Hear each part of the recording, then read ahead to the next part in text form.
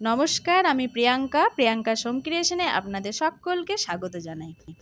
শীত মানে হচ্ছে বিভিন্ন ধরনের পিঠে বানিয়ে খাওয়া। আর বাঙালিরা কি যেমন সব কিছু রান্না করতেও পছন্দ করে, সব কিছু খেতেও পছন্দ করে। তো বিভিন্ন ধরনের পিঠের মধ্যে এই একটা পিঠে হচ্ছে, সেই পিঠের রেসিপি আজ আমি আপনাদের সঙ্গে শেয়ার করব। আচ্ছা, এই পিঠেটা কে কে খেয়েছেন অবশ্যই কমেন্ট করে আমাকে জানাবেন। আর এই পিঠেটা খেতে কিন্তু দারুণ লাগে। এটা দেখতে যেমন লোভনীয়, খেতেও হ্যাভি টেস্ট।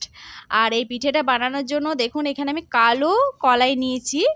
এটাকে আমরা এদিকে বিরি কলাই বলে থাকি। আপনারা এটাকে কি কলাই বলেন অবশ্যই কমেন্ট করে জানাবেন। আমারও জানার ইচ্ছা থাকে যেটা আমরা এদিকে যেটা বলে থাকি আপনারা ওইদিকে কি বলেন এই জিনিসটাকে, সেটাও জানার আমার আগ্রহ থাকে। আর এইদিকে কলাইটাকে না আমি সারা রাত ধরে ভিজিয়ে রেখেছি। এই কলাইটাকে না ভেঙে নিতে হয়। ভেঙে নেওয়ার পর যে খোসাটা থাকে হাতে করে ঘষে ঘষে ভালো করে খোসাটাকে ছাড়িয়ে নিয়েছি। তারপর এটাকে আমি মিক্সির মধ্যে দিয়ে একটা পেস্ট বানিয়ে নিলাম। এই পেস্টটার মধ্যে কিন্তু আর কোনো কিছু দিইনি, শুধুমাত্র ওই কলাইটাই দিয়ে পেস্টটা বানিয়ে নিয়েছি। আর এইদিকে দেখুন আমি একটা পাত্রের মধ্যে 1 কাপ পরিমাণ জল দিলাম। আর এখানে 1 কাপ পরিমাণ আমি খেজুরের গুড় নিয়েছি। এবার এটাকে ভালো করে আমি ফুটিয়ে নেব। এটা নলেন গুড়ের আমি মিষ্টির সিরে বানাবো। আর নলেন গুড়ের টেস্টটা বেশ দারুণ হয়। ভিডিওটি কিন্তু স্কিপ করে দেখবেন না, পুরো ভিডিওটি দেখার অনুরোধ রইল। এই পেস্টটার মধ্যে জাস্ট 1 চিমটে লবণ দেওয়া আছে, মানে লবণের পরিমাণটা আবার বেশি হলে হবে না, জাস্ট হালকা স্বাদটাকে ব্যালেন্স করার জন্য লবণটা দেওয়া হয়েছে আর কি। এবার ওটাকে আমি সাইডে রেখে আমি ওটাকে ফুটতে দিলাম। আর এইদিকে আমি অন্য একটা কড়াই বসিয়ে সাদা তেল দিয়ে দিলাম। বিরি কলাইয়ের যে পেস্টটাকে বানিয়েছি সেটাকে আমি ভেজে নেব, মানে বড়ার শেপ করে ভেজে নেব আর কি। তো এগুলো দেখুন এভাবে বড়ার শেপ করে করে ভেজে নিচ্ছি।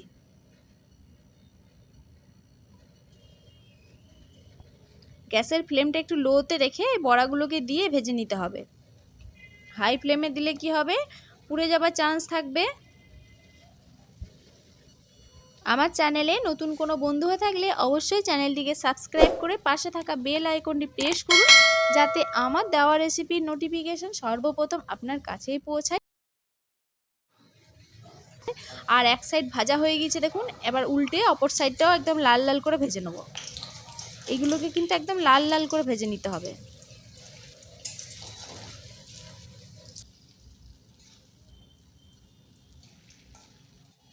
আর এই পিঠেটা খেতে কিন্তু দুর্দান্ত হয়, কি বলবো, না বানিয়ে খেলে কিন্তু আপনারা বুঝতে পারবেন না যে এই পিঠেটার স্বাদ কতটা, বুঝতে পারবেন না।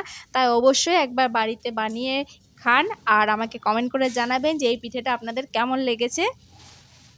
আর এই পিঠেটা শুধু শীত বলে নয়, এই পিঠেটা আপনি যখন খুশি তখন বানিয়ে খেতে পারেন। আর দেখুন এইগুলো কিন্তু একদম ব্রাউন করে ভাজা হয়ে গিয়েছে। এবার আমি একটা বাটির মধ্যে এগুলোকে তুলে নিচ্ছি।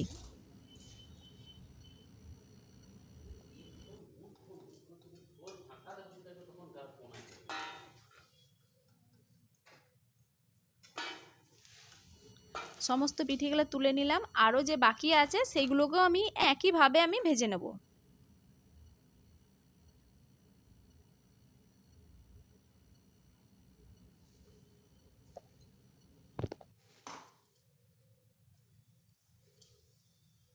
আর এই বড়াগুলো না এমনি এমনি শুধু খেতেও বেশ ভালোই লাগে। এই বড়াগুলো আপনারা ভেজে রেখে দিতে পারেন। তা এটা একটা কাঁচের জারের মধ্যে এটা স্ন্যাক্স হিসাবেও খেতে পারেন, বা আমরা যে দই বড়া বানাই না সেইভাবেও খাওয়া যায়। এটাকে দই বড়া বানিয়েও খাওয়া যাবে। তো আপনারা একটা জিনিস বানিয়ে নিলে কতগুলো কাজে লাগবে দেখুন, পিঠেটাও হবে, স্ন্যাক্স হিসেবে বড়াটাও খাওয়া যাবে, আবার দই বড়া বানিয়েও খাওয়া যাবে। দেখুন এখানে সমস্ত বড়াগুলো আমার ভাজা হয়ে গেল লাল লাল করে।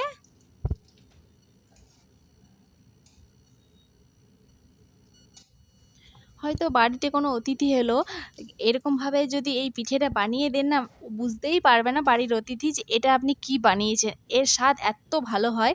আর এটা যেহেতু নলেন গুড় দিয়ে বানানো হয় না, সত্যি নলেন গুড়ের যে টেস্টটা পুরো বেশ এই পিঠের মধ্যে আসে, কি ভালো লাগে খেতে। আর এমনিতেই তো আমরা যেটা মানে আমরা বিরি কলাই বলে থাকি, কালো কলাই বা বিরি কলাই, সেটার মানে একটু মানে এর বড়াগুলো একটু বেশ ফাঁপালো টাইপের হয়, বেশ ভালোই লাগে।